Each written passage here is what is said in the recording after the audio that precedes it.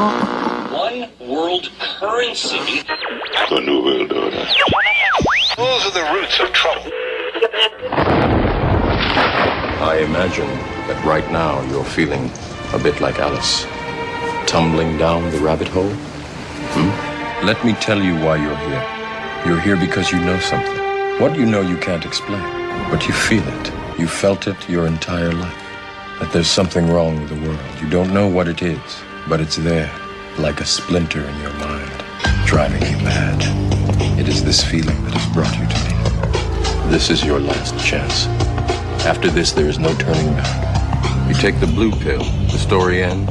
You wake up in your bed and believe whatever you want to believe. You take the red pill, you stay in Wonderland, and I show you how deep the rabbit hole goes. All I'm offering is the truth, nothing more.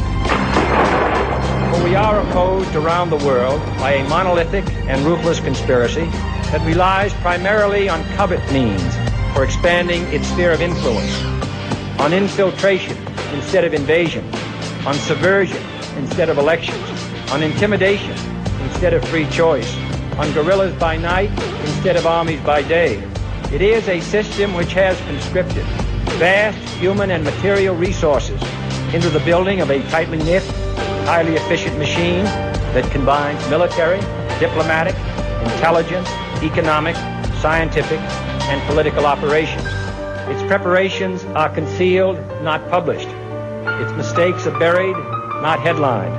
Its dissenters are silenced, not praised. No expenditure is questioned, no rumor is printed, no secret is revealed. But I am asking your help in the tremendous task of informing and alerting the American people. And now, welcome to another episode of Down the Rabbit Hole. Here's your host from federaljack.com. It's Popeye. Ladies and gentlemen, welcome to tonight's live Monday edition. It is March 25th, 2013. And because of the amount of emails and messages and comments I received on my last two broadcasts that I did last week for the 10th anniversary of the Iraq War, I decided to do a third episode to get the audio that I didn't get a chance to air and the other two broadcasts out to everybody. Probably two of the most responded to broadcasts via email that I've ever had. A lot of vets emailed me that heard it live or, they've heard it in rebroads and stuff.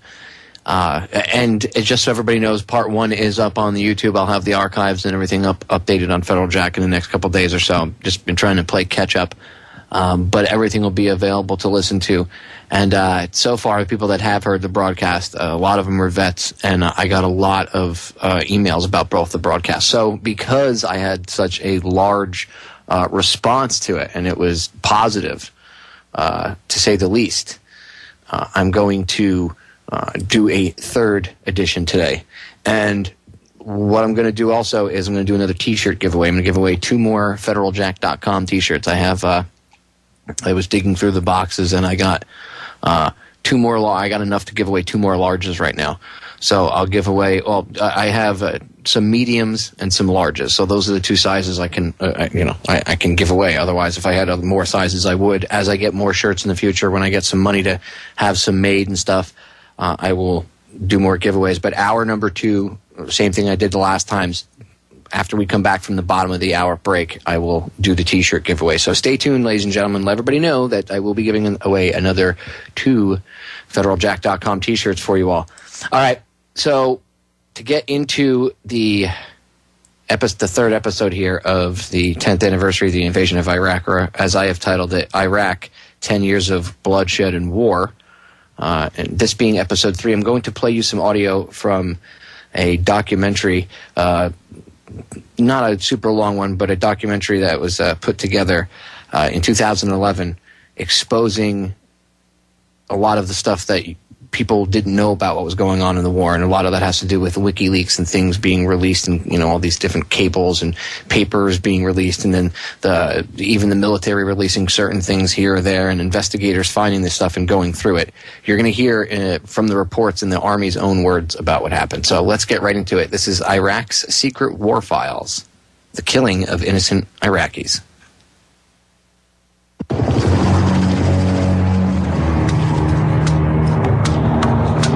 Our combat mission is ending, but our commitment to Iraq's future is not. The Iraqi people now have lead responsibility for the security of their country. After 7 years of fighting, U.S. combat troops have left Iraq. We won! It's over! America! We've brought democracy to Iraq! But tonight, we tell the story of that war and occupation that the U.S. military doesn't want you to know. The one they wrote themselves. Dispatches has been sifting through nearly 400,000 secret army documents to uncover the full and unreported horror of the conflict. It's the biggest leak of official documents in history. Tonight, we reveal reports that U.S. troops were killing more civilians than insurgents at checkpoints. That they killed people who were trying to surrender. That even after the scandal of Abu Ghraib, U.S. soldiers continued to abuse prisoners.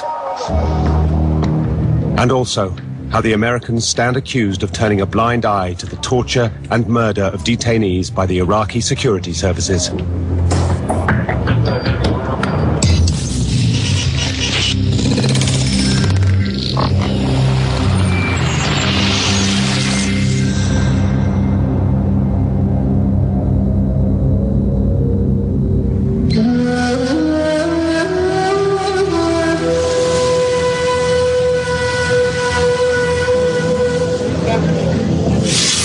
This is the cemetery at Najaf in southern Iraq.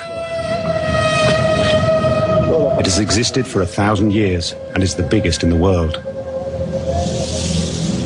Since the invasion by coalition forces to topple the dictator Saddam Hussein in 2003, it has expanded by 40%. It now covers over 3 square miles. بالنسبة للعنف اللي صار بالعراق هذا طبعا أثر على جميع الشعب العراقي. أدوار تتجاوز 200 أدوار لا أقل. هاي كانت يعني الأعداد اللي متعارف عليها بذاك الوقت. The United States and its coalition partners respect the people of Iraq. We are taking unprecedented measures to spare the lives of innocent Iraqi citizens. There is often a difference between what political leaders say in public and what they may have known in private. As we discovered when we received access to data from WikiLeaks, the whistleblower's website. It contained nearly 400,000 secret reports known as SIGACTs. That's short for significant activities. With the exception of a couple of months, they were all logged by the military in Iraq between 2004 and 2009. This is almost military anthropology. This is a blow-by-blow account of individual American soldiers and how they react. But it was raw data, so the Bureau of Investigative Journalism in London built a computer program to analyze them. We used keywords to search specific subjects, looked for patterns in the data, decoded hundreds of military acronyms, and read tens of thousands of reports. We have no way of knowing just how accurate or comprehensive these reports are, but they do show what the US Army knew and when.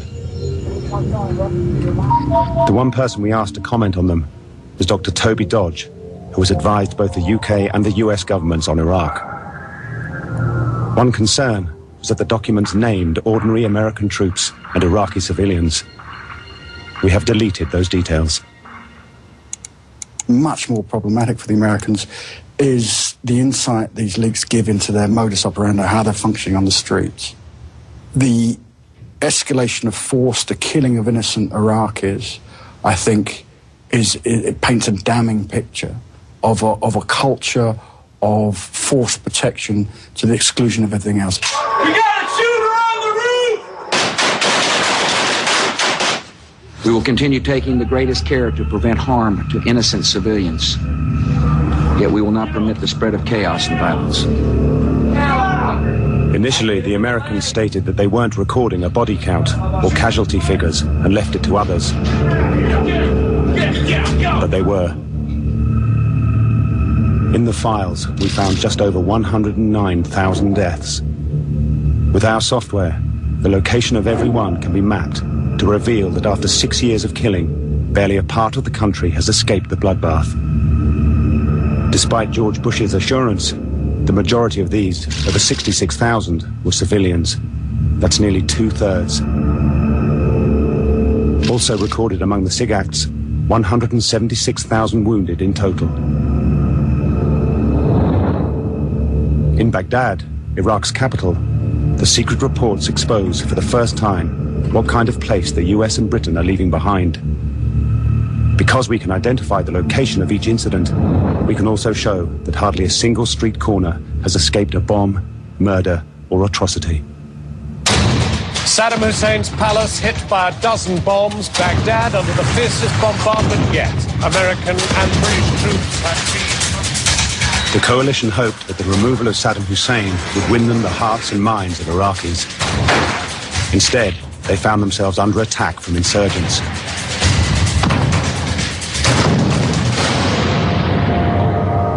Our analysis of the secret reports shows that on average, over the 6 years they cover, improvised explosive devices, or IEDs, were being detonated at a rate of 30 a day. Many of which were carried by suicide bombers, and the reports contain some chilling examples. A 12 to 14-year-old boy wearing a backpack and on a bicycle rode into the intersection, and the boy detonated his explosives. Intelligence assessment. Al-Qaeda in Iraq is using mentally handicapped persons to target coalition forces.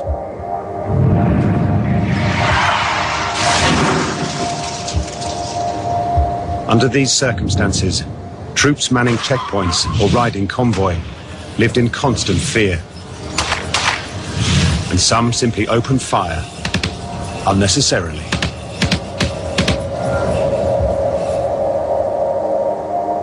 One officer used civilians to lower the risk to his men. The platoon leader was in the habit of directing Iraqi civilians to clear the road of trash and debris if he suspected that it may be an IED. Under rules of engagement known as escalation of force, anyone approaching the military was warned to slow down and stop to be searched. One to my right! Got it? If they didn't, warning shot would be fed. Our analysis reveals more than 800 people were killed when soldiers opened fire in escalation of force incidents. Of these, 80%, that's 681, were civilians. A further 2,200 were wounded. A cold analytical eye on this, I think, clearly indicates that far too many Iraqi civilians are being killed for no reason. One shooting was caught on camera by a photographer embedded with a US Army unit in Tal Afar, northwest Iraq. A married couple, Camille and Hussein Hassan, were driving home, hurrying to beat the curfew. The US secret report gives the American version of what happened next.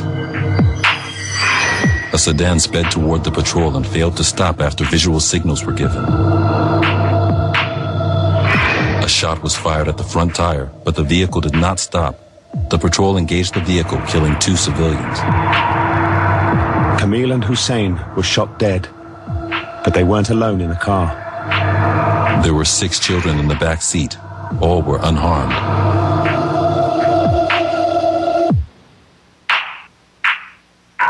The Hassan's 14-year-old daughter, Jilan, was heard to yell out, "Why did they shoot us?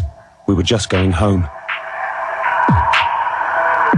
And now we know the filed report was inaccurate. Not all the children were unharmed. A bullet pierced the spine of 11-year-old Rakan, who was rendered a paraplegic. The US Army offered compensation to the family of $7,500, calculated as $2,500 for each life taken and $2,500 for the car. Very often, soldiers find themselves looking at a vehicle that seems suspicious, and they get jumpy and then they open fire on it. And of course, there are cases where soldiers have lost comrades and they're angry, and they then are more inclined to look for the insurgents in the next vehicle coming or the next convoy that comes down the road. When Iraqi civilians looked into the faces of our servicemen and women, they saw strength and kindness and goodwill. Our analysis of the files shows that only 13 coalition troops were killed during those escalation of force incidents. But firing shots near ordinary people at checkpoints was often fatal. We found 30 children killed. One round ricocheted off the concrete, hitting a 6-year-old. Sometimes little allowance was made for the fact that there may be a reason for a driver to be in a hurry. Doctor was transporting a pregnant woman to the hospital and was shot by coalition forces. The soldiers killed a pedestrian who they suspected was carrying something suspicious, when what he had in his possession turned out to be innocuous. The soldiers approached cautiously to look into the satchel, to discover it contained books. I think the data shows a lot of Iraqi civilians were killed because they posed a minor threat. They were killed. That there was almost a cavalier use of force against Iraqi civilians in the name of force protection. Civilians from a different culture may interpret things differently. So if there are warning shots fired, civilians might speed up rather than slow down because they just heard a shot. If they see people waving at them, they may think they're being waved away. The fact is, you can never second guess what civilians in a different society are going to do. According to a former Iraqi police chief, US Army behavior changed over time. دجوا بالتسلسل من 2004 وبعد بدأوا يرمون بالأسلحة تحذيرية للأعلى. بعدها بدأوا يرمون. Just in 2004, they were shooting the weapons in the air as a warning, but after that, they started just shooting civilians. على المواطنين. Which, again, you also have to put yourself on the other side of the coin. Put yourself in the soldier's shoes. Again, these guys have lost friends. They're under that imminent, I'm going to get killed if it's either me or them threat. So, again, it's two different pieces, chess pieces on each side of the board being played against each other. Individuals should be held accountable for the things that they did, but we should not, aim our hatred and anger at the players alone. Remember, we should be really pissed off at the people that put the chess pieces on the board to begin with. And that in no way, by the way, absolves anybody from any of the war crimes or anything that's done by any means. The people that did that have to atone for it. I'm just saying.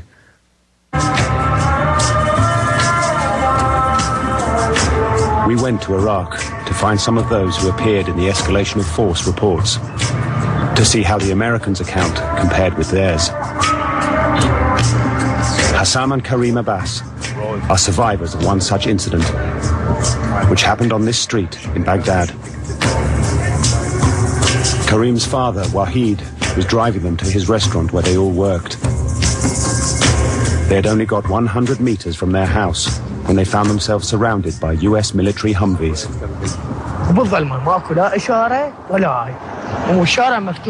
Says it was dark. There were no signs or anything, no roadblocks. We were intending to get out and raise our hands. We reversed the car. We opened the door. Suddenly, they shot through the door.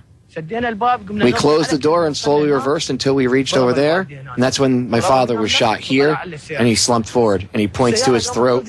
He points to his throat, and you can see the bullet came passed upwards into his lower jaw and then through his head, and it came out the one side of his head, blew his brains out all over one side of the car, and he fell forward. The car reversed on its own. as it's going back, and the soldiers kept shooting at us. He continues to say.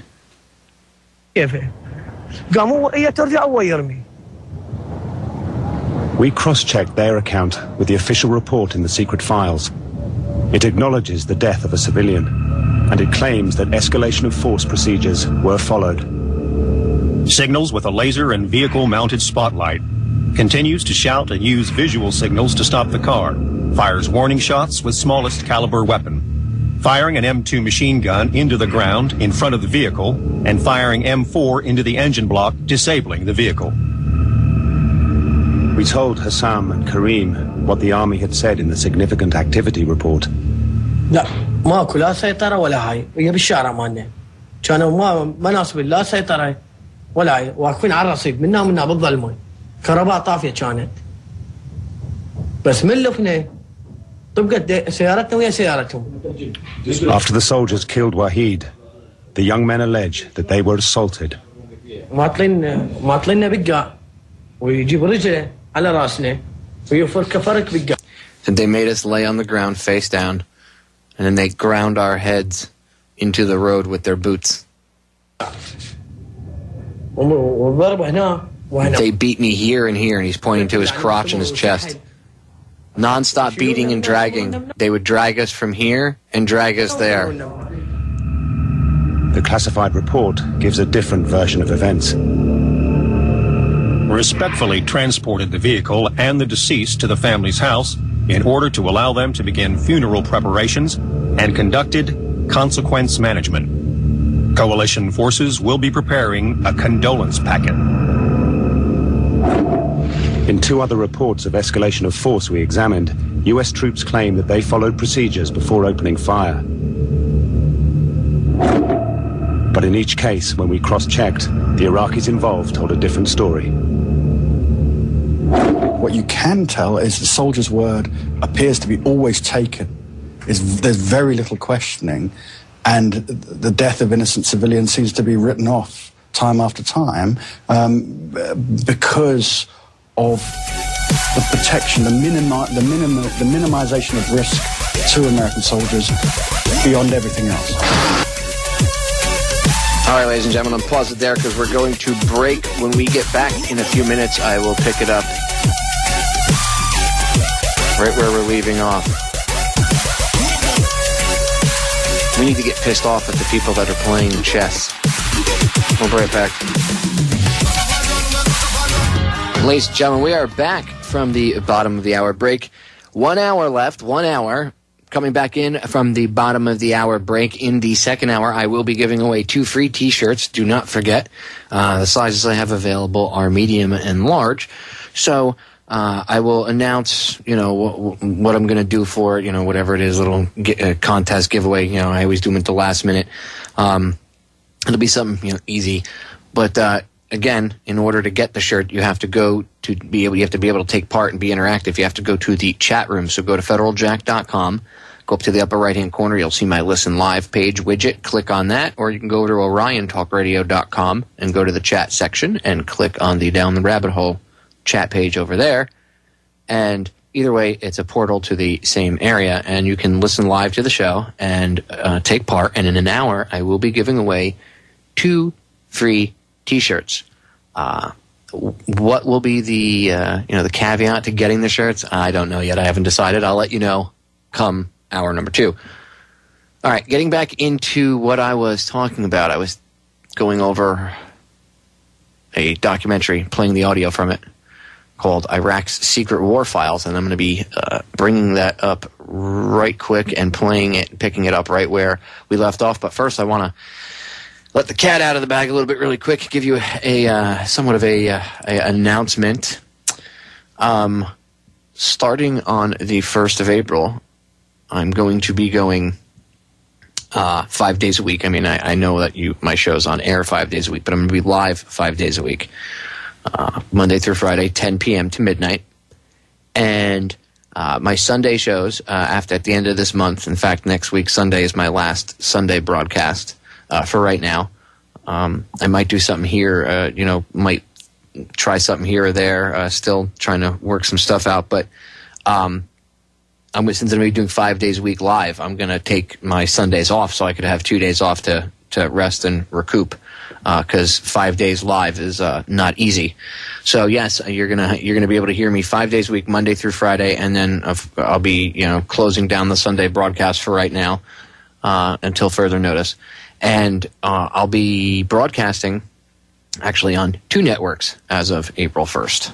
Not just one. I'll be broadcasting from a brand new radio network called Unbound and from Orion Talk Radio. So the broadcast will be on 2 networks, and then whatever affiliates both networks have all over the country and all over the world. So I'm super excited and honored that both networks want to pick up the broadcast. It just means I must be doing something right, ladies and gentlemen, right?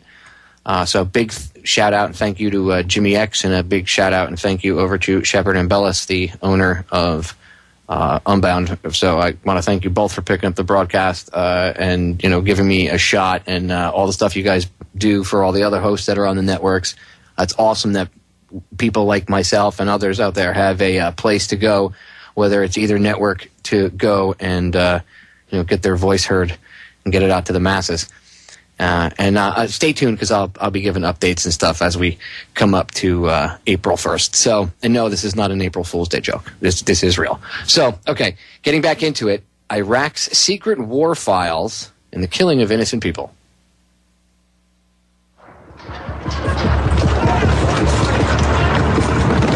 Iraqi civilians were even more vulnerable to American attack from the air, something the coalition didn't like admitting. We looked at the reports of one aerial operation called Steel Curtain, an attack on insurgents crossing into Iraq, and found they did record collateral damage. In 2006, American television interviewed Lieutenant Colonel John Harris of the U.S. Air Force, who was involved in the operation.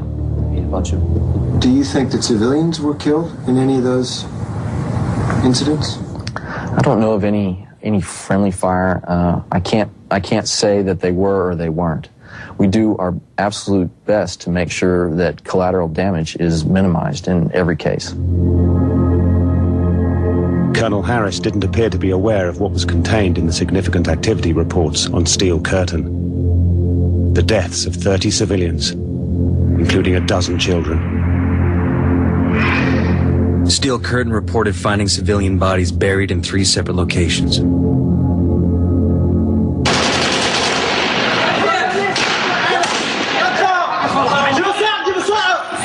The U.S. military caused so many casualties that they undoubtedly pushed more and more of the Iraqis they had hoped to win over into insurgency. By 2007, 4 years after the invasion, the country had descended into anarchy. 2 bodies down, trying to get to it. The situation in Iraq is unacceptable to the American people, and it is unacceptable to me. Our troops in Iraq have fought bravely. They have done everything we have asked them to do. Where mistakes have been made, the responsibility rests with me. The president dispatched a new commander, General David Petraeus, who announced a change in tactics on the ground to protect civilians and better target the insurgents. It was called the Surge. It involved the increasing use of air power. The usefulness of air power in counterinsurgency is as a monitor. You use it to see what's going on, to listen, to collect intelligence. But using it either for bombing or for attacking or strafing a building on the ground or somewhere where you think insurgents are hiding is very dangerous indeed. Come on, fire!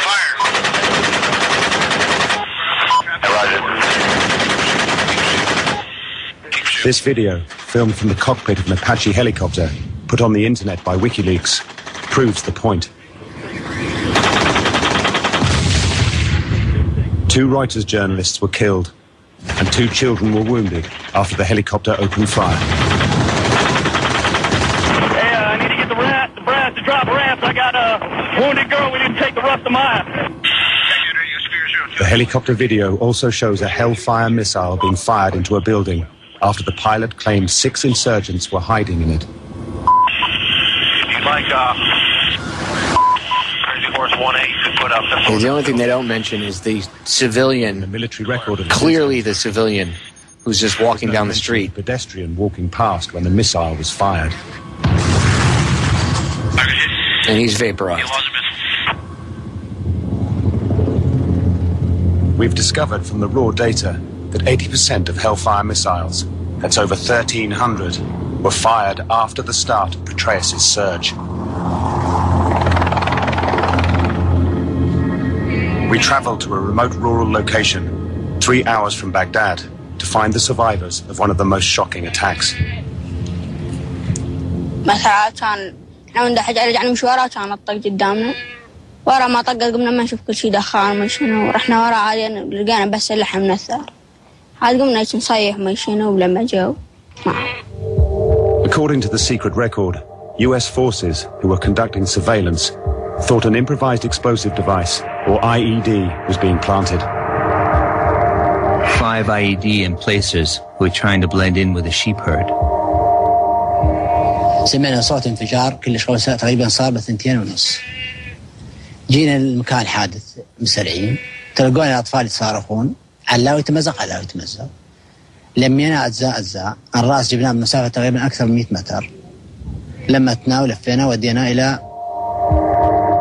The significant activity report shows that 2 Apache attack helicopters using the call sign Carnage 27 let off 50 rounds from their machine guns and launched a Hellfire missile at the emplacers. They were an anti-armor helicopter designed for the Cold War to confront columns of Warsaw tanks. And Hellfire missile is a battlefield missile. It's pretty powerful, and it is designed to be used against armored vehicles or concentrations of troops. The crew had made a horrifying mistake. They hadn't blown up insurgents. There were 6 children digging for roots to use as firewood. After the 13-year-old boy was killed, the other children ran out of fear. من ورا ما كان صار جابونا الحرية وين الحرية جابونا هو بس الذبح القتل. Our analysis of the reports shows that the military acknowledged only 103 civilians killed as a result of airstrikes in 6 years. The figure 103 is ludicrously too low. Air power is a very blunt weapon. By using air power regularly and in fact increasing the use of air power as the occupation goes on, you're undoubtedly killing a great deal more civilians than the US's own internal assessment suggests. And buried away in the files on airstrikes we discovered was another reference to the call sign Crazy Horse 18. Hotel 26, Crazy Horse 18. Oh yeah, look at those dead bastards.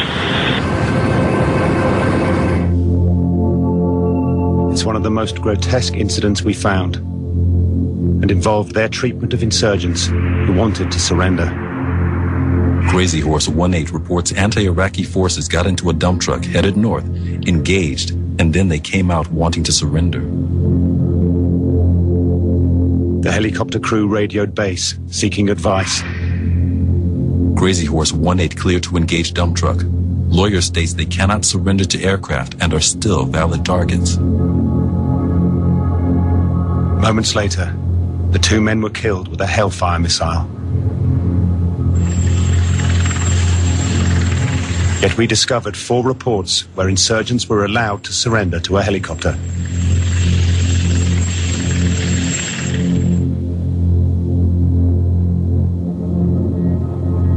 But this video, leaked by Live Leaks, shows that others were gunned down with their hands in the air.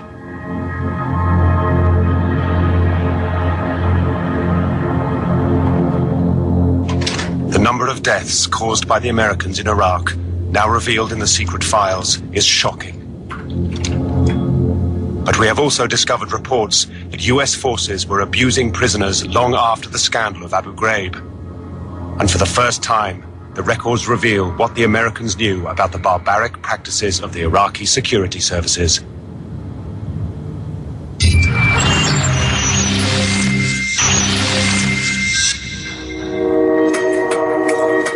We've been given access to the largest leak of military documents in history.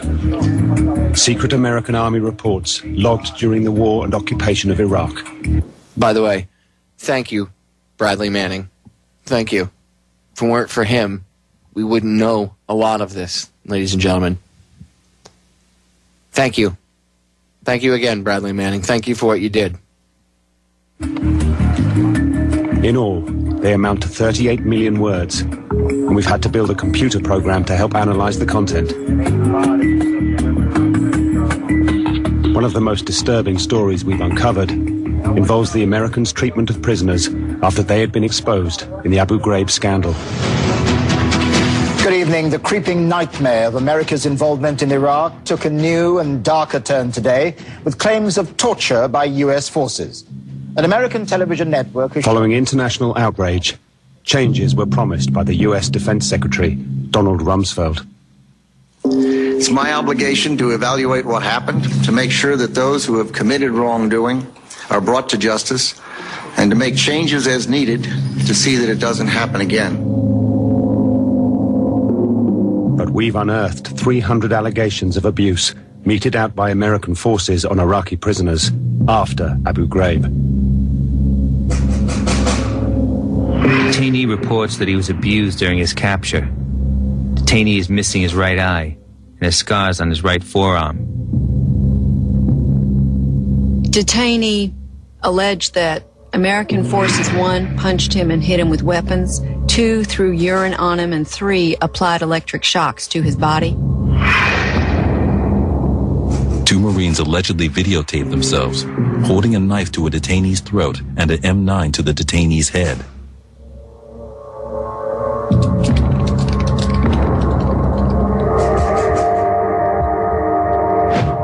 Over a 6-year period, the data records the imprisonment of 180,000 Iraqis.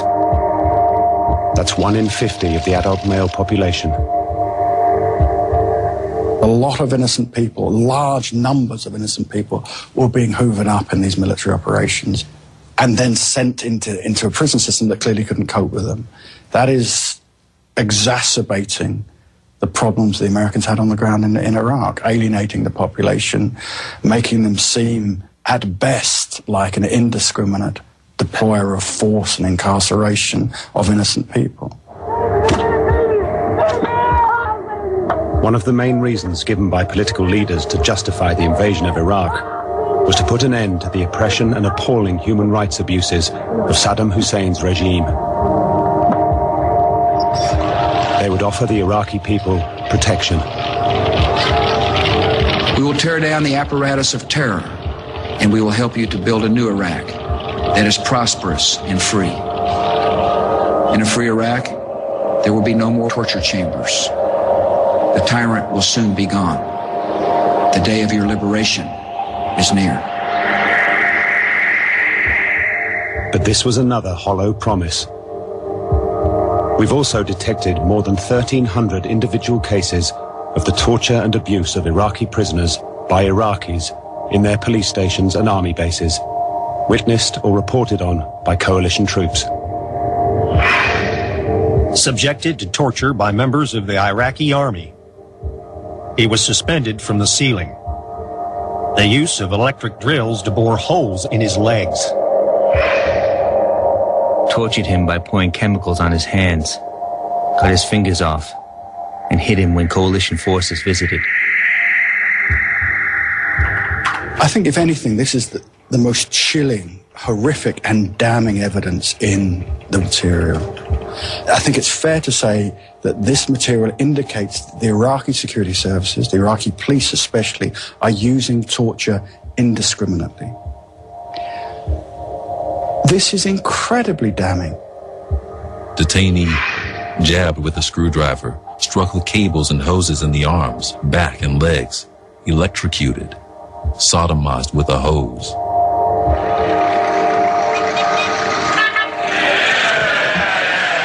But the best guarantee of our security is that people everywhere in the world are allowed to live their lives in decency and freedom, that the knock on the door is not the knock on the door of the secret police, and that in the end, that freedom is what they want in Iraq, what people want everywhere, and what we should be giving to them.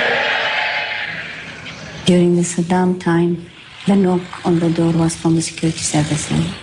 But after the occupation, the torture is done by police and security services, which is the state torture, and militias by different groups, by gangs. And nobody knows who's doing it outside the state. But the torture is widespread. With torture now being endemic in Iraq, this completely undermines any justification for the invasion and any morality for the occupation, the aftermath of the invasion. We've also identified two similar military orders, issued in 2005, which instructed US soldiers on how to respond to Iraqi-on-Iraqi abuse of prisoners. Fragmentary Order 039 stated that reports of Iraqi-on-Iraqi abuse be reported through operational channels. Provided the initial report confirms U.S. forces were not involved in the detainee abuse, no further investigation will be conducted unless directed by higher headquarters. And the logs also reveal that the Americans handed over suspects to the Iraqi security services, knowing that torture was endemic. Almost on a daily basis, US soldiers filed reports of abuse and torture by Iraqis on Iraqis. One detainee was diagnosed with a possible closed head injury, another with a possible jaw fracture, and the third with a possible spinal injury. Iraqi police and Iraqi army shot and killed a local national. 3 Marines discovered the local national after they heard the 2 shots fired. Iraqi police beat them. Died as a result of the abuse. All these reports were marked. As coalition forces were not involved in the alleged abuse, no further investigation is necessary. In total, we found 21 ending with that phrase. In some cases, there were investigations into torture, but we don't know what action, if any, was taken against the Iraqi perpetrators. The US forces infamously dismantled the Iraqi army, rebuilt it and retrained it. They constantly, from 2003 through to 2009-10, retrained, had advisors amongst the Iraqi police. And yet they didn't systematically, regularly intervene to stop what they knew was happening. Good afternoon, folks. Last week, during a press conference, the chairman of the Joint Chiefs of Staff, General Peter Pace, and the then US Defense Secretary Donald Rumsfeld seemed at odds over what orders existed if US troops were aware of torture. It is absolutely responsibility of every U.S. service member, if they see inhumane treatment being conducted, to intervene to stop it. I don't think you mean they have an obligation to physically stop it. It's to report it. If they are physically present when inhumane treatment is taking place, or they have an obligation to try to stop it. They really did not try hard enough to stop these infringements of human rights because they didn't care. And they wanted to let Iraqis kill each other, you know, and you think, you know, the more Iraqis were killed by Iraqis than they were killed by Americans or anybody else, you know. Individual cases are reported, the evidence is collected, but there still seems to be a culture of Iraqi impunity to use torture because, as far as we can tell, those people repeatedly using torture are not repeatedly prosecuted. The Americans made public claims that they investigated allegations of torture in some of Iraq's prisons. I'm going to pause it right there, ladies and gentlemen, because we have the top of the hour break coming up. But when we come back into hour number 2, I will pick it up with the audio, finish up the last about 18 minutes. And then I have a few other things I want to go over in regards to the 10-year anniversary of the invasion of Iraq. And don't forget, Bomb of the Hour, coming up in about a little over a half hour. I'll be giving away 2 free federaljack.com t-shirts, so stay tuned. Ladies and gentlemen, we will be right back. I know some of this stuff is hard to hear, but the truth needs to be told. We'll be right back.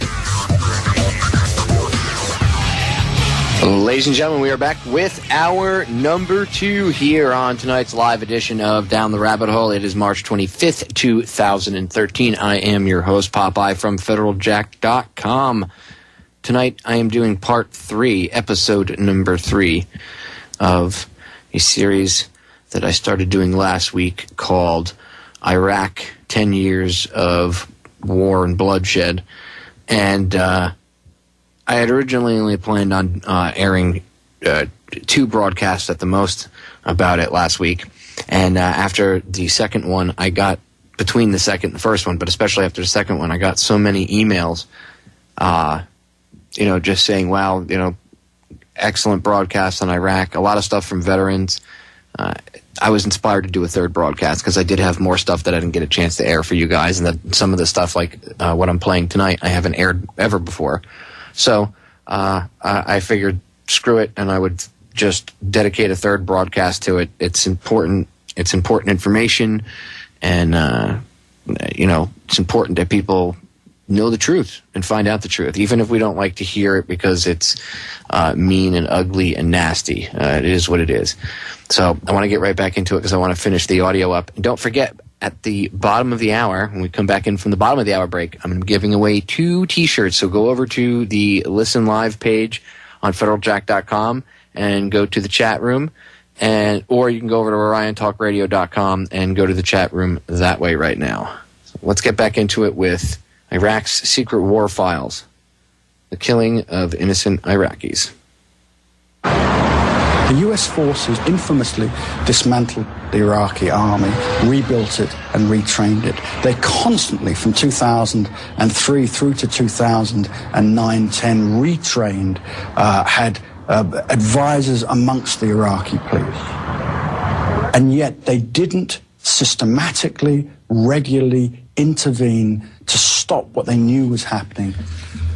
Good afternoon, folks. Last week, during a press conference, the chairman of the Joint Chiefs of Staff, General Peter Pace, and the then U.S. Defense Secretary Donald Rumsfeld seemed at odds over what orders existed if U.S. troops were aware of torture. It is absolutely responsibility of every U.S. service member, if they see inhumane treatment being conducted, to intervene to stop it. I don't think you mean they have an obligation to physically stop it. It's to report it. If they are physically present when inhumane treatment is taking place, or they have an obligation to try to stop it. They really did not try hard enough to stop these infringements of human rights because they didn't care.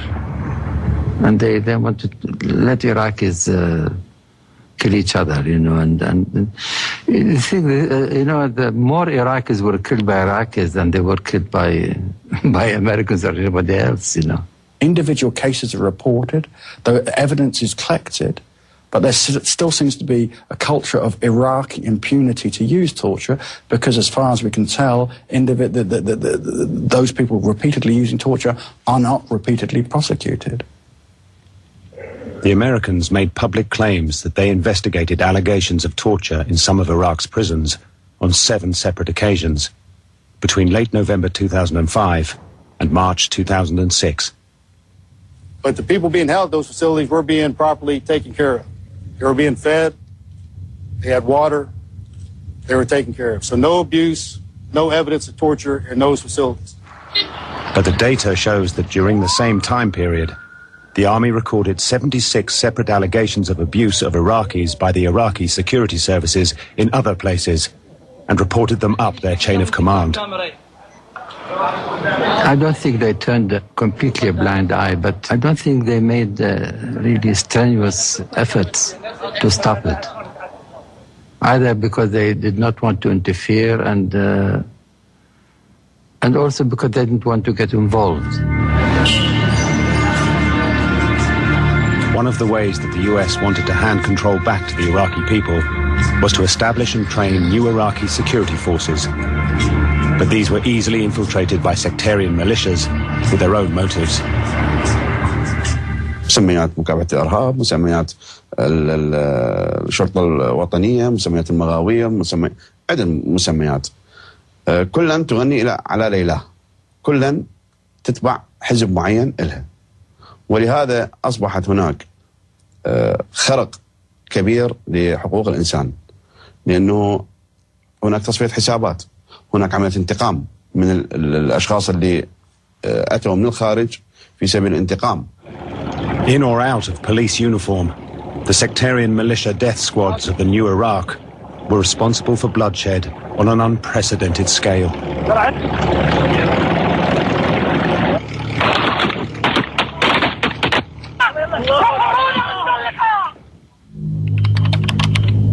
The data shows that the Americans were aware of the horrific level of the violence.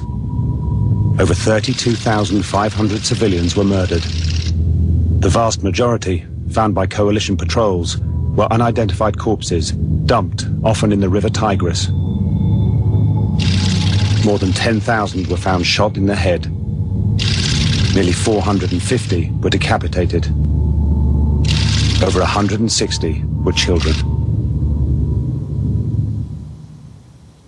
A senior Iraqi army officer who wanted to remain anonymous witnessed the horror. ولذلك تم قتل الناس على هوية، هذا سني وذاك شيعي، قتلهم على الاسم، إذا هذا عثمان سني يقتل وإذا هذا علي شيعي يقتل.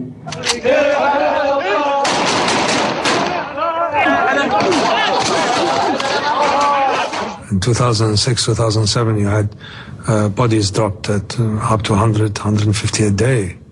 What he was telling you is that the video that they were going to show you was the Iraqi police, and they were in their police uniforms that our tax dollars paid for. And you see them dancing around. There's a dead guy shirtless. His face is blurred out in his wounds. So you could see, obviously, he's been shot up, and he's dead. And they're just dancing around on Homeboy's head, screaming, yeah, la, la, la, shooting in the air and stuff. These are the Iraqi police we trained. With drills, bodies floating in the river with terrible signs of torture and killings. And they were done by militias or policemen that affiliated with militias. Floating in the Tigris, burned with chemicals, body did not have head or hands. 12-year-old male, cinder block smashed into his face and tied to his head. The child was about 6 years old. Several small holes originally thought to be gunshot wounds were holes caused by a drill.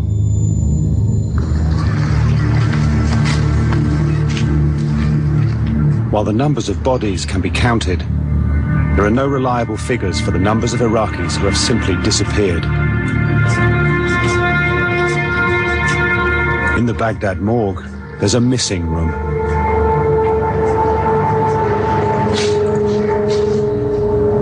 Families whose relatives are missing, presumed dead, come here to try and recognize a body. صح ولا لا؟ قتلتوا الاهل، قتلتوا ابويا انقتل، كلهم يعني ما بقوا. The photographs of 20,000 corpses are kept on file to help people like Athra Mohammed. She's trying to find the body of her husband, who disappeared 2 years ago. ابوهم هسه انت قاعد تشوف الجثث محروقه، حتى ما نقدر نتعرف عليها، صح ولا لا؟ ايش نبيك ما بين هذول هو بس. She says, if he's among them, how am I supposed to figure out who he is and, identify him? If he's tortured, disfigured, and it's hard to recognize, how can we recognize him? ما نعرفه، شفت التعذيب اللي مسوي بيهم والحارقيهم حارق. زين شلون نعرف؟ ما نعرف الشكل. Athra Mohammed is one of Iraq's 1 million widows. وسوى بينا هيك.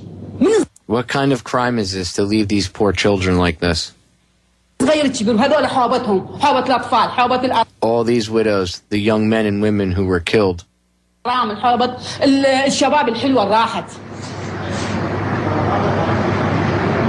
There is no official agency to help people in their desperate search. But given that the US military knew the date, time and location of thousands of deaths, maybe the database could provide some answers and help families discover what happened to their missing relatives. One thing the database does reveal is the greatest irony in America's war on terror: the alleged link between Al-Qaeda and Iraq, which was used to justify the war.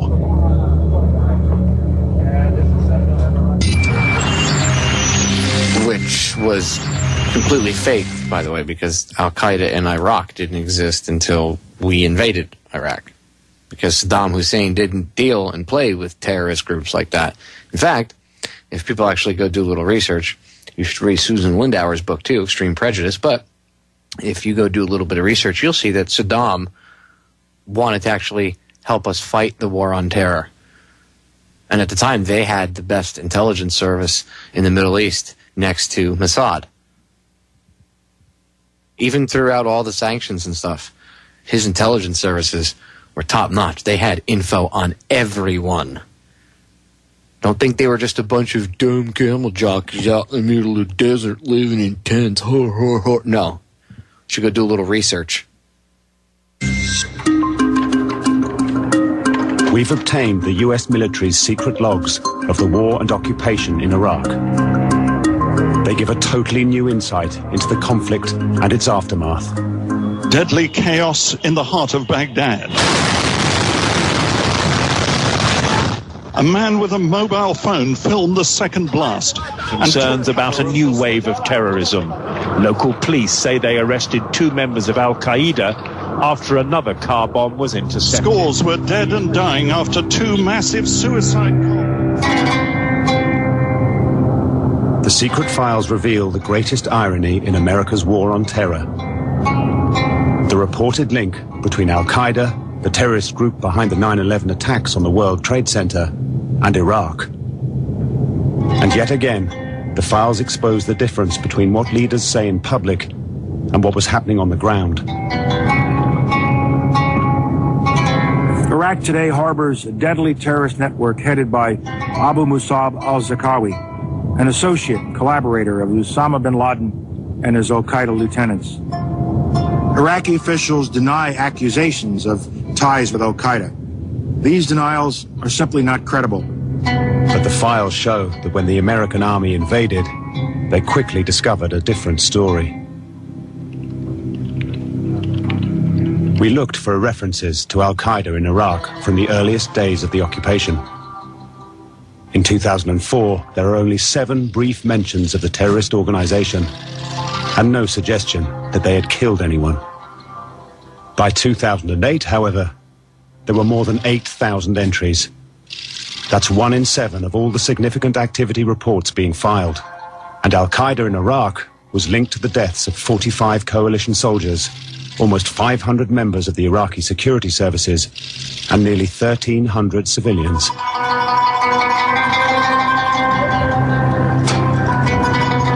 Al-Qaeda in Iraq has been created as a consequence of the American invasion of Iraq. The Americans tried to break it in 2007-8, and as American troops are now drawing down, Al-Qaeda is reconstituting as a major cause of death and suffering in Iraq. Al-Qaeda in Iraq grew stronger by exploiting the Iraqis' discontent with the Americans, caused by civilian casualties, the Abu Ghraib scandal, and the divisive political system. The United States and the allies came believing that Iraqi society by its nature is divided along sectarian lines.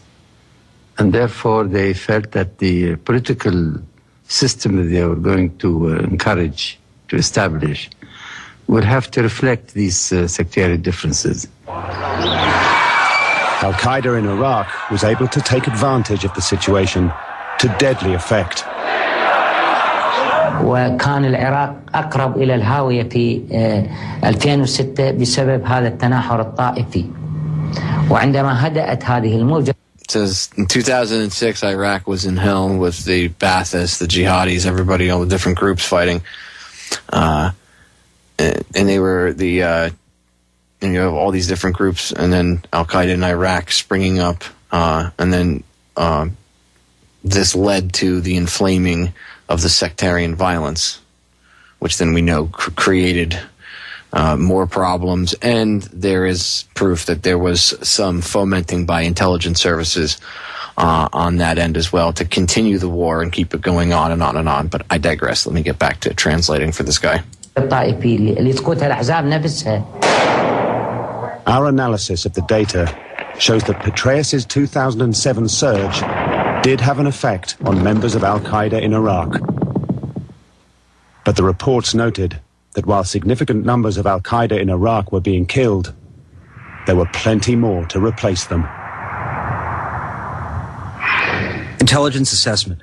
We have seen multiple sensitive reports indicating that a surge of suicide bombers and car bombs, foreign fighters, especially Saudi, have recently been placed into positions of power with Al-Qaeda direct action cells. There's little to keep the hardcore foreign fighters from continuing to conduct these types of attacks.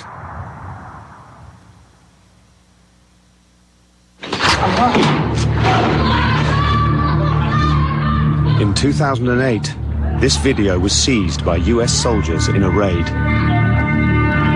It purports to show that Al-Qaeda in Iraq was training Iraqi children in terrorism. Oh my God, how dare they! Evil, evil bastards! Yeah, we've never done that ever. Wait a minute. We do that here. We're training the Boy Scouts to work with DHS to take on, quote-unquote, homegrown terrorists. What about Obama's little youth corps? Those in glass houses should not throw stones, ladies and gentlemen. That's a claim supported by some of the reports in the secret files. Not that they didn't do it, by the way. They did use kids. They also used the mentally retarded as well, but let me get back to the video. We've uncovered 10 suicide bombings involving children as young as 11. According to the reports, Al-Qaeda in Iraq's child squads were called the Hummingbird Cell, Birds of Heaven, and Youth of Paradise. The Americans identified why youngsters were attracted to Al-Qaeda in Iraq. Children are coerced into the organization by the lure of money or presence and a sense of belonging. One report describes an Al-Qaeda grenade attack on a U.S. military police unit. 300th Military Police Company reported seeing two males approximately 13 years old conduct the attack on their patrol. MPs did not engage the two males. But Al-Qaeda in Iraq weren't just recruiting the very young. The reports suggest they found an even more vulnerable group. And by the way, I'm going to stop it there for a second. I've said this before. How bad do you think that screws somebody up? Because they have kids. They have a teenage kid. They go over there. They get in a firefight, and they're shooting at one of these 11, 12-year-old kids who's the same age as their own son. And they have to shoot this kid and kill him, because if they don't, he's got an AK-47 or even worse, maybe an RPG, or he's a suicide bomber. And if they don't shoot the kid, he's going to kill them, and they won't get home to see their son. So the trade-off is he has to kill the kid. Then when he gets home and he sees his kid, a lot of these guys end up killing themselves because they can't deal with it. I know someone that did that. Had that scenario happen to him. This is why we should never go to war, and we should not be playing these games and rooting for it. This isn't a video game. There's no reset button. Dead is dead. In February 2008, in a pet market in Baghdad, 2 female suicide bombers killed 72 and wounded a further 147. It is believed that the suicide bomber was unwitting and appears to have been handicapped. One secret report reveals a raid on this mental hospital days after that bombing to arrest a doctor. Intelligence assessment. Detainee allegedly received unspecified payment to provide a list of female patients to them. These females were likely used in the 1st of February dual suicide attack on local markets.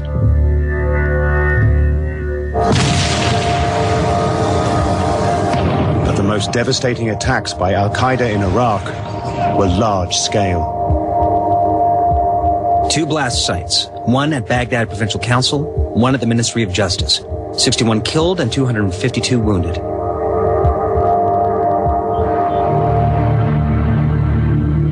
That report is one of the last contained in the American Army files. From October 2009, they started to draw down and ship troops home. leaving Iraqis in control of their own security. The United States Department of Defense told dispatches that it deplored WikiLeaks for their actions in sharing secret information with the world, which they said endangered troops. They stated, "We strongly condemn the unauthorized disclosure of classified information and will not comment on these leaked documents, other than to note that significant activities reports are initial, raw observations by tactical units. They are essentially snapshots of events, both tragic and mundane, and do not tell the whole story." I'm going to pause it right there because we got the break coming up in a little bit, about a minute. And I'll finish the last couple of minutes on the other side of the break. And then after I give away the T-shirts. And then I'll finish up the video, the audio from this video on the other side of the break. And then I got one last piece of audio for you.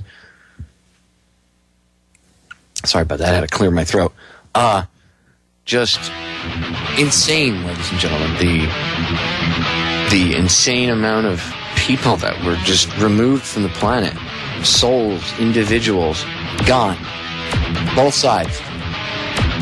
Iraqi, American, whatever, coalition. Gone. For what? For what? What did we gain out of this? This ought to teach you a lesson. Certainly did me. All right, we're going to break, ladies and gentlemen. We'll be right back. Ladies and gentlemen, we are back. Final segment of tonight's live edition of Down the Rabbit Hole, and it is the other side of the bottom of the hour break in the second hour. And you know what that means? It is time to give away 2 free federaljack.com T-shirts. Now, I have sizes large and medium left to give away. I have a few blacks and a few OD greens. Same images front and back, but one T-shirt is all black and the other one is OD green. Anyway, so this is what I'll do. Everybody, I'll give a few minutes. I'm going to give you about 2 minutes because not everybody, I know there's a few people that I got a message asking for an extra minute so that they can get over to the chat room. So I'll give everybody about another 2 minutes to get over to the chat room, and then I'm going to go over to the chat and I'm going to randomly throw out a question to you guys. And just like I did the last time, when whoever when I see the answers pop up, whoever the first 2 to answer, that'll be the winners of the shirt. So in fact, you know what I'll do? I'll do this. I will play the last 3 minutes. The last 3 minutes of the video. So people, you have 3 minutes to get over to the chat room. Go over to federaljack.com, upper right-hand corner, listen live page. There's a way to get to the chat room there, or go over to oriontalkradio.com, and you will see a way to get to the chat room there. There's a chat link. Just click there, and you can go open up the chat portal there and go into the chat room that way. Either way, get into the chat room. You've got exactly 3 minutes from the time this audio starts playing. This is the end of Iraq's Secret War Files, the video I've been playing for you all. I'm going to let this play, and as soon as this is done, I'm going to throw out a question really quick and pick the winners from the chat. So here we go. The United States Department of Defense told dispatches that it deplored WikiLeaks for their actions in sharing secret information with the world, which they said endangered troops. They stated, "We strongly condemn the unauthorized disclosure of classified information and will not comment on these leaked documents, other than to note that significant activities reports are initial, raw observations by tactical units. They are essentially snapshots of events, both tragic and mundane, and do not tell the whole story." Today in Baghdad, the Sunnis and Shias are separated by huge walls, and the violence continues. لم يقضى على القاعدة. الآن العنف سوف يصاعد أكثر فأكثر.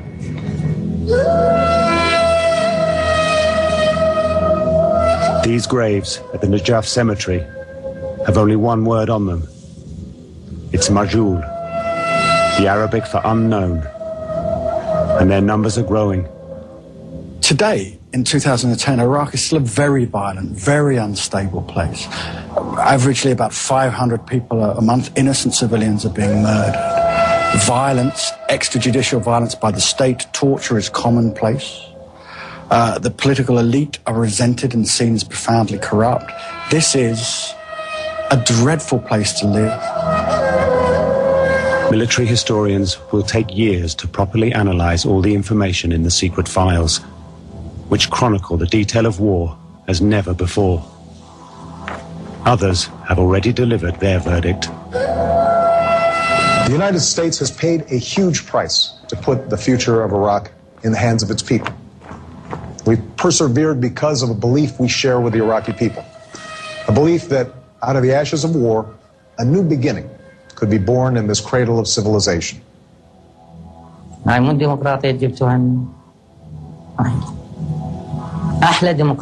said, where is the democracy you bought or you brought? Is this the best you can do? You have forced us to live in a terrifying nightmare of, quote, democracy. How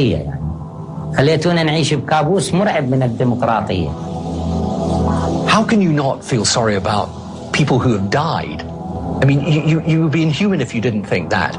But when I'm asked whether I regret the decision, you know, I have to say I take responsibility for it, but I can't regret the decision. Of course you can't, Tony Blair. Absolute dirtbag war criminal, him and Bush and a bunch of other people. I mean, I could sit here and list names for 25, 30 minutes alone, but I won't. Okay, so everybody is over in the chat. I've noticed the chat is quite packed. So here you go. Here's the question. What is the name of the city, a very ancient city, I may add, in Iraq, that now has a higher rate of birth deformities due to the amount of depleted uranium rained down upon the city than Hiroshima and Nagasaki in Japan? What is the name? I'm just looking for a one-word answer. The name of the city in Iraq that now has a higher birth defect rate than Hiroshima and Nagasaki due to the tons of depleted uranium that we rained down upon this ancient city.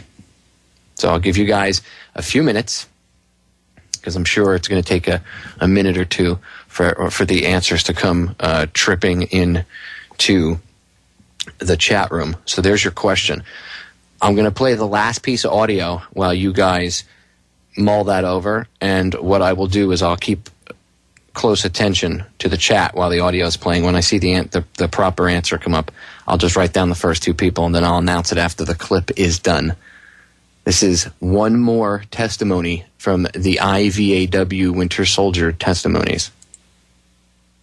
Was former Marine Sergeant Jason Lemieux. My name is Jason Wayne Lemieux, and I'm a member of Iraq Veterans Against the War. I served 4 years and 10 months in the United States Marine Corps Infantry and was honorably discharged with the rank of sergeant. During my time in the Marine Corps, I served 3 deployments to Iraq, including the invasion.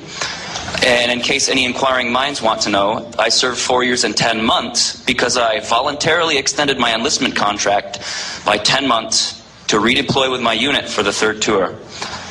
My first tour started in January 2003 and ended in September of that year. My second tour was from February to September of 2004, and my last tour was from September 2005 to March 30th, 2006. Proper rules of engagement serve an important strategic purpose, which is to legitimize military force. By projecting an image of restraint and professionalism, militaries seek to reinforce the idea that they're protecting local residents rather than oppressing them.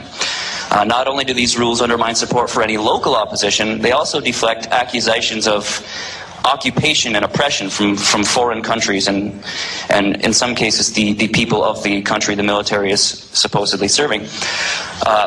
Martin van Creveld, who was an Israeli military historian, even asserted some years ago that the British had not yet been driven from Northern Ireland because they were taking more casualties than the Irish were. The US, on the other hand, has not chosen to use rules of engagement in the same way in Iraq. The rules of engagement have been broadly defined and loosely enforced to protect U.S. service members at the expense of the Iraqi people. And anyone who tells you different is either a liar or a fool. During the invasion of Iraq, during the push north to Baghdad, the rules of engagement given to me were gradually reduced to the point of non-existence, similar to the cases that you've already heard. When we first crossed the Kuwait-Iraq border at Azubair in March 2003, we were operating under Geneva Convention guidelines and were authorized to shoot anyone wearing a military uniform except for medical and religious personnel unless they had surrendered. By the time we got to Baghdad, however, I was explicitly told by my chain of command that I could shoot anyone who came closer to me than I felt comfortable with if that person did not immediately move when I ordered them to do so, keeping in mind I don't speak Arabic. The general attitude that I got from my chain of command was better them than us. And the guidance that we were given reinforced that attitude across the ranks. It was an attitude that I watched intensify greatly throughout the course of my 3 tours. I remember in January of 2004 attending the formation where we were given what was going to be our mission for the second deployment. And I was sitting there like a good Marine with my pen and paper, ready to write down those carefully chosen, thoughtful words that would justify my existence in Iraq for the next 7 months. And my commander told me that our mission was, and I quote, to kill those who need to be killed and save those who need to be saved. And that was it. And with those words, he pretty much set the tone for the deployment. At the start of that second deployment, our standing rules of engagement were that someone had to be displaying hostile intent and committing a hostile act before deadly force could be used. I won't get into the absurdity of asking one to discern what is going on in the mind of another individual, except to say that it was the individual Marine's job to determine what is hostile intent and a hostile action. However, during the April offensive of 2004, in which attacks erupted all over Anbar province, my unit was involved in a 2-day firefight. Shortly after the firefight was underway, the same commander who had given us the mission issued an order that everyone wearing a black dishdasha and a red headscarf was automatically displaying hostile intent and a hostile action and was to be shot. An hour or 2 later, he gave another order, this time that everyone on the streets was considered an enemy combatant. I can remember one instance after the order was given that afternoon when we came around a corner and an unarmed Iraqi man stepped out of a doorway. I remember the Marine directly in front of me raising his rifle and aiming at the unarmed man, and then I think just for some psychological reason my brain blocked out the actual shots, because the next thing I remember is stepping over the dead man's body to clear the room that he came out of. I remember that it was a storage room, and it was full of some Arabic brand of Iraq, or some Arabic brand of cheesy poofs, like Cheetos. There weren't any weapons in the area except for ours. The commander told us a couple of weeks later that over 100 enemy, quote-unquote, had been killed. And to the best of my knowledge, that number includes all of the people who were shot for simply walking down the street in their own city. After the firefight was over, the standing rules of engagement for my unit were changed so that Marines didn't need to identify a hostile action anymore in order to use deadly force. They just had to identify hostile intent.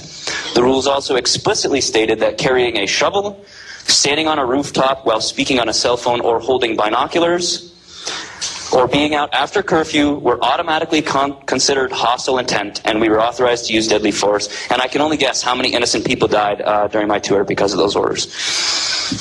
On my third tour, the rules of engagement were stricter, but they really only existed so that the command could say there were rules of engagement that were being followed. In reality, my officers explicitly told me and my fellow Marines that if we felt threatened by an Iraqi's presence, we should just shoot them, and the officers would, quote-unquote, take care of us. By this time, many of the Marines who were on their second or third tour had suffered such serious psychological trauma, having watched friends die and lose limbs, that because of these experiences, they were moved to shoot people who, in my opinion, were clearly non-combatants. There was one incident when a roadside bomb exploded, and a few minutes later, I watched a Marine start shooting at cars that were driving down the street hundreds of meters away and in the opposite direction from where the IED had exploded. We were too far away to identify who was in the cars, and they didn't pose any threat to us. And for all I could tell, as I was standing about 20 meters away from the Marine and about 300 meters from the cars, they were just passing motorists. It was long enough after and far enough away from the explosion that the people in the cars might not have even known that anything was going on or that anything had even happened, but the Marine was shooting at them anyway. This Marine had had his best friend get killed on our last deployment, and had also related to me a story about the 2-day firefight that I mentioned earlier, when he watched the commander, who had given us the order to shoot anyone on the street, shoot 2 old ladies that were walking and carrying vegetables. He said that the commander had told him to shoot the woman, and when he refused because they were carrying vegetables, the commander shot them. So when this Marine started shooting at people in cars that nobody else felt were threatening, he was only following the example that his commander had already set. I don't have anywhere near enough time to tell you every related experience that I had in Iraq. But in general, the rules of engagement changed frequently, contradicted themselves, and when they were restrictive, they were either loosely enforced or escalations of force, as shootings of civilians were known, were not reported because Marines did not want to send their brothers in arms to prison when all they were trying to do was protect themselves in a situation they'd been forced into where there was a constant, ambiguous, and deadly threat, and any citizen of the country that they were supposedly liberating could have been wearing an explosive vest. With no way to identify their attackers and no clear mission worth dying for, Marines viewed the rules of engagement as either a joke or a technicality to be worked around so that they could bring each other home alive. Not only are the misuse of rules of engagement in Iraq indicative of supreme strategic incompetence, they are also a moral disgrace. The people who have set them should be ashamed of ourselves, and they're just one of the many reasons why the troops should be withdrawn immediately from Iraq. Former Marine Sergeant Jason Lemieux, he served 3 tours in Iraq from 2003 to 2006. He currently heads the Los Angeles chapter of Iraq Veterans Against the War. There you go, ladies and gentlemen. And if you don't know anything about the Iraq Veterans Against the War Winter Soldier testimonies, you need to go watch them. They're on YouTube. In fact, if you go over to federaljack.com, go to right in the front page, you'll see the free downloadable Info Vault button right there in the front, next to the slider. Click on that and scroll down to the bottom. You'll see the Reality of War section. Click on that. Take a look at all the stuff that's there. You'll see a lot of the Winter Soldier testimonies, the videos. You'll be able to actually not only hear the audio, but see the video and see the anguish and the pain in these young men's and women's faces when they discuss what they actually went through. You can download it all for free. It's over there. There's other videos where you can actually see some action and real firefights and stuff, and it's not done that I didn't put that stuff up for USA, USA. I put it up so people could get an understanding of what real warfare looks like, what real firefights and death look like. It's not Call of Duty. This isn't a video game. You don't hit reset. You don't, oh, well, I'm back. I got 100 lives. I put in a free code. Me and my friends can play online all night. I can shoot my friend in the face 100 times. Let's go kill some zombies. It's not like that. I know in the movies it's made to look really cool. I know you're fed the patriotism as a young man in school now. You see all the commercials. It's patriotic to be a Marine. You're not a man if you don't join the Marine Corps. You're not a man if you don't join the Army. You're not a man if you don't join any of the branches of the military and go fight and die. You must serve your country to be a man. Even women are pushed now. Katy Perry doing music videos where she gets jilted by a lover and she goes and she ends up joining the Marines to prove how badass she is. War should be a last resort. It should never, ever, ever be the first thing that's thrown out on the table. And of course, these chicken hawk war pushers, the military-industrial complex scumbags. I don't care if McCain's a vet or not, and if he was in a prisoner of war camp, I could go off about him for hours, so I don't care. Okay? I've lost my caring for him because he pushes for endless war. Although McCain is kind of a conundrum because I don't think that he's himself, we'll say. You all know I've talked about mind control and stuff.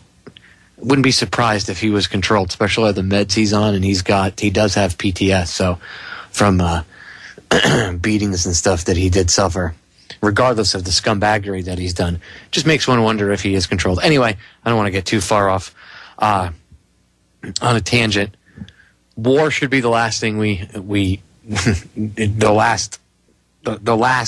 very last thing that we ever try to do and push. Diplomatic solution should always be the first thing that we seek. We should never, ever push for war first, because people that push for it are usually not the ones that go and fight it.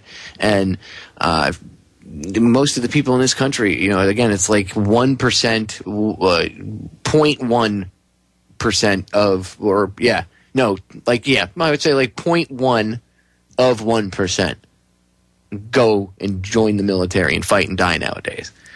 So even the general public doesn't really have a good grasp on things. That's why I do these broadcasts. And when people that aren't in the military haven't experienced this stuff or don't know anybody that has, and they haven't sit down and talked to anybody, or, you know, just if you're out of touch, when people hear this stuff, this is the real deal. This isn't, you know, there's no sugarcoating here. There's no rainbows when I do these shows. There's no unicorns and stuff. I don't want that. I don't want to sugarcoat this. This is horrific. The reality of this stuff is absolutely horrific. And unless we realize that, we're going to continuously be, you know, suckered in by the romanticization. And I'm saying that wrong. It's romanticization. I can't pronounce anything tonight. Anyway, you know, they add that aura of romance, we'll say, to war movies and stuff. I can never pronounce things when I want to properly. Anyway, they use that to lure people in. It's sexy to fight and die as a Marine for your country. G.I. Joe, American hero. Everybody's special forces now. Everything. Every movie is special forces this, Navy SEALs that, Delta this. And, you know, the Navy SEALs are the only ones that they actually try to go videotape. The other real special forces don't get involved in that. But it doesn't matter. They have actors playing them all over the place. Glorifying it. Making it sexy to go fight and die in wars. It's not sexy. You know what's sexy? People that use their brains. It's not sexy to be a mindless drone. It's not cool. It's not as awesome as they make it sound. And yeah, there are people that go, dude, I love being in war and fighting and stuff. Look, there are things about the military I do miss myself, but no, don't join. Don't buy into it. Don't put the Army Strong bumper sticker on the back of your window and drive around, USA, USA. Don't be a USA hole. Don't buy into the hype and the propaganda. Look beyond it. Have the courage to look beyond it. And then when you actually see this stuff, have the courage to actually sit and listen instead of going, no, no, no, no, no. You're not tough when you do that. No, you're not tough at all. This is Sparta! It takes a bigger person to admit a problem. Ladies and gentlemen, we are out of time. Research. The war in Iraq was a massive war crime on a multitude of levels. Genocide. The solutions to our problems are an inside job, ladies and gentlemen. I love you all, and I am out of here.